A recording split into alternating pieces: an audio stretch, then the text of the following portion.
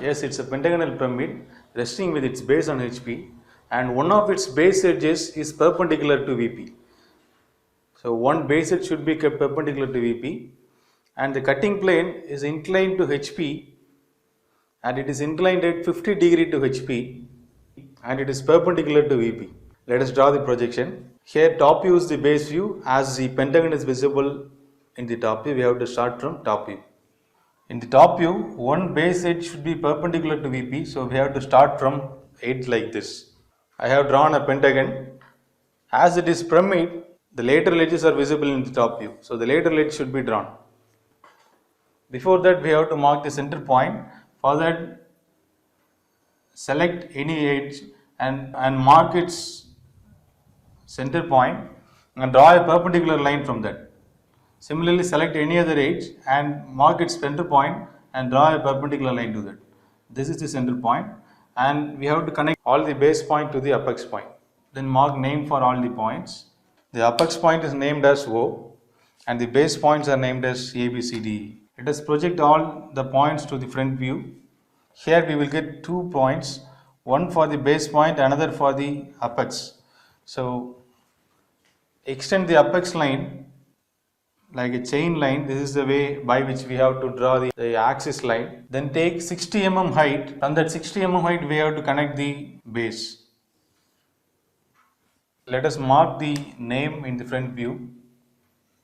O dash, A dash, B dash, C dash, D dash, E dash. Now we have drawn the projection of the solid. Then we have to locate the cutting plane. As the cutting plane is inclined 50 degree to HP, it should be oriented like this, and it will be visible as a line in the front view, and the section view will be the top view. Let us locate the cutting plane in the front view at 50 degrees, and the cutting plane cuts the solid 20 mm above the base. So let us mark a point 20 mm from the base. At the apex point, mark a point 20 mm from its base and locate the cutting plane here. Probably it will cut the base edge like this. If the cutting plane cuts the solid like this, we will get 2 cut points at the base, 2 cut points at the lateral edges, and here we will be getting 1 point. So totally we have 2, 2 and 1, 5 cut points here. Let us name the cut points as P, Q, R, S and T. Here as one of its base edge is perpendicular to VP, this cuts the base like this. So here we will be getting 1 point. Behind that edge we will be getting a point here. So that's why we have 2 points here, P and T. Similarly, at the lateral edge we have 2 points here and only 1 point here, that is on OD, the edge OD. Let us transfer all the points to the top view. The point we will generally confuse is here P and T is here, but we will confuse whether I have to mark the point here or here or here. So we have to be very clear. The point P is cutting the line BC and point T is cutting the line AE. So the point in front is P dash and the point in rear is T dash, but both are base edges. So one point is here, that is in AE, and another point is here, that is in BC. The point in BC is P and the point in AE is T. Similarly, here we have 2 points on the OE and OC. So on OE we will get 1 point, on OC we will get 1 point. We will get 2 points, one at OE, another one at OC. The point on OC is in the front, that is OC is in the front and OE is in the rear. The point on OC is Q and the point on OE is S. Observe the brackets clearly. This is point Q and this is point S. Then only 1 point is here, that is in the edge OD. So edge OD is here. We have to mark the point here. You should not mark here. Then connect all the points. Here we have forgotten to do one thing. After locating the cutting plane, we have to decide which portion is removed and which portion is retained. Here the portion which is nearest to the XY is this portion. So this portion is to be retained.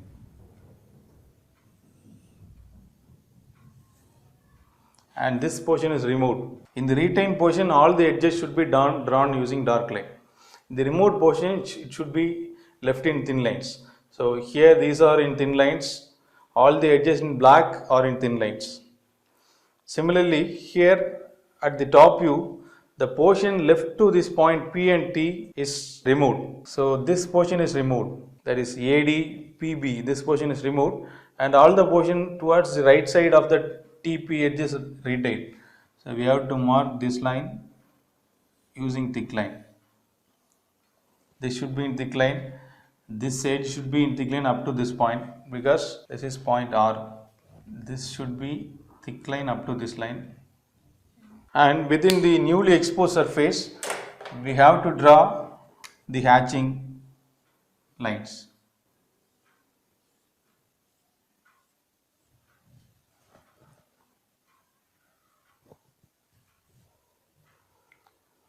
And now we have drawn the front view and the sectional top view, and then we have to draw the true shape of the section.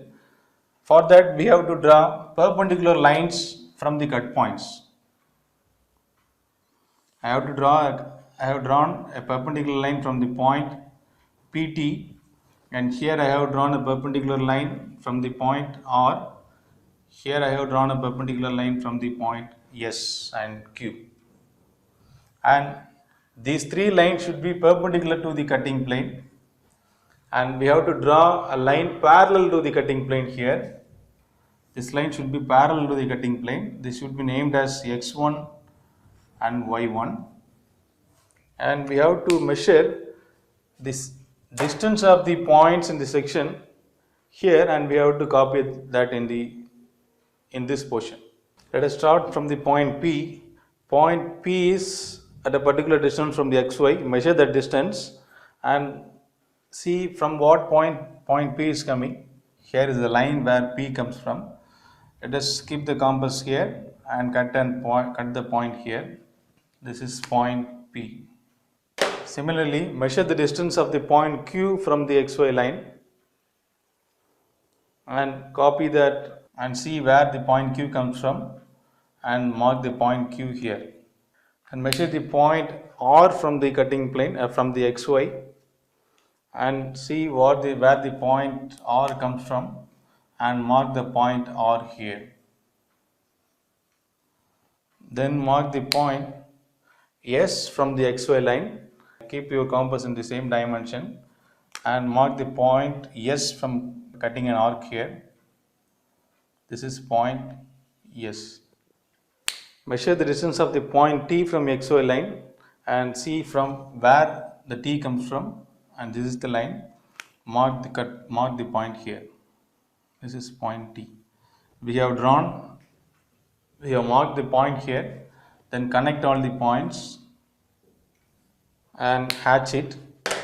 You will get a shape which is similar to the sectional top view, but the shape will be somewhat lengthier than the top view.